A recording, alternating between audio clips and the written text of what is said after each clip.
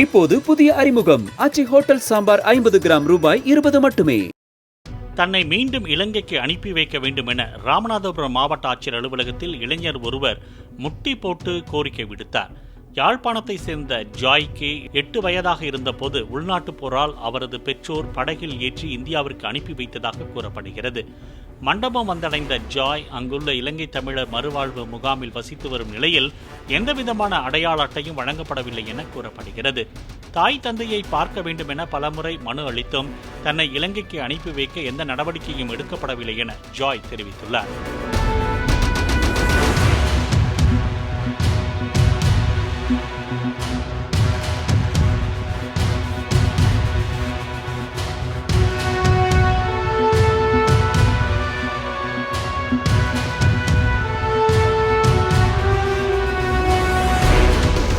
இப்போது புதிய அறிமுகம் ஆச்சி ஹோட்டல் சாம்பார் 50 கிராம் ரூபாய் 20 மட்டுமே.